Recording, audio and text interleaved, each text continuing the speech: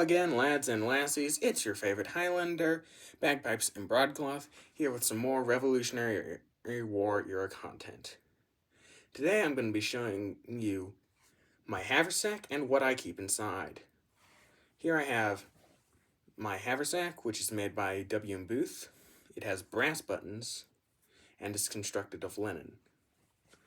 On the back we have the painted on GR Broad Arrow Proof.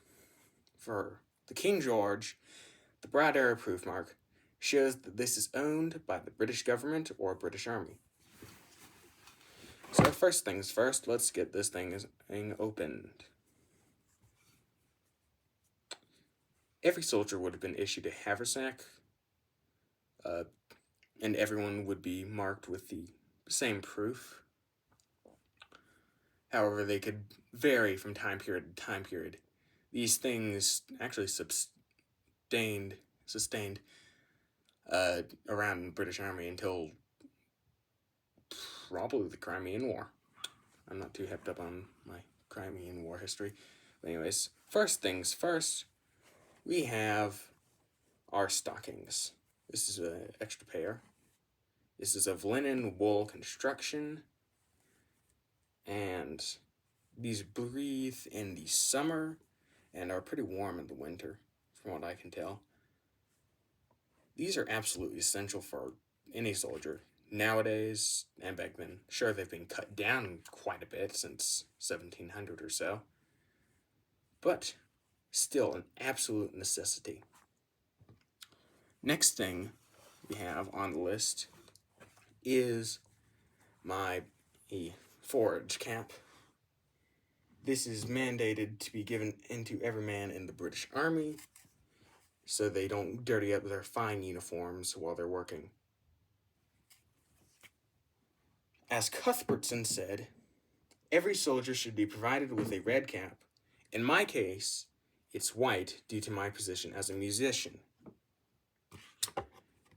Lined with coarse linen and turned up in the front by a small stiff flap of facings of the regiment with an occasional falling cape to defend and cover when clothing is entirely finished every year. They can be easily made up from what remains of the old cloth, and will be found of infinite use. On all night duties, those of fatigue, besides many other occasions, when hats would otherwise be worn and considerably damaged. Here is my small, stiff flap. It will fall down if no one's wearing it, as you can see. And here you can see the falling cape. Halfway folded down for you. It would be folded down during the colder months and usually in the evening if it's a colder environment. I have this done up with a couple pieces of linen tape, 6 inches long each. I probably should have made them a little longer because they're a bit of a pain to tie, but oh well. Alright. If I can get my haversack back from the abyss. Next thing up is my personal little bag. I stamped it with Broad Arrow Proof. Inside here I have some ahistoric items. I call it my phone case because it's hand sewn, but I can hide inaccurate items like my earplugs for my bagpipes and pipe cleaners to clean out my bagpipes. But it could also be used as a little wallet for money and such. Next item on the agenda are my eating utensils, which consist of a bowl, wooden, handmade, and a spoon. These would be pretty much essential, and although I have some other stuff in this bag, in actual history, what would be kept inside is mainly food, and these things would be, as you can imagine, absolutely nasty. And probably your eating utensils and bowls too. Such is life in the 1770s. Alright.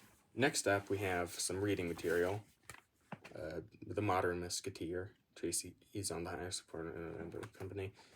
It's just so I can learn a little bit more on musket safety and how they operate if I one day join the line infantry.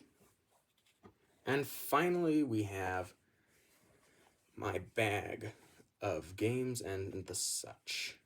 So in here, if I can ever get this thing open, this is made of muslin, very nice and soft muslin.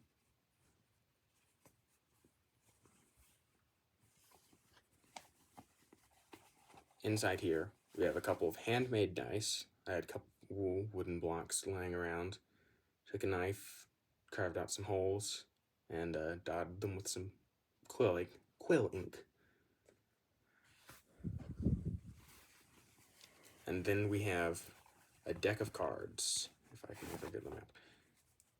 Tying it up with some twine.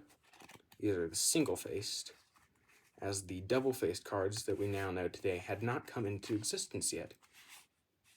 As you can see, single-headed queen. Rather odd nowadays, but quite interesting.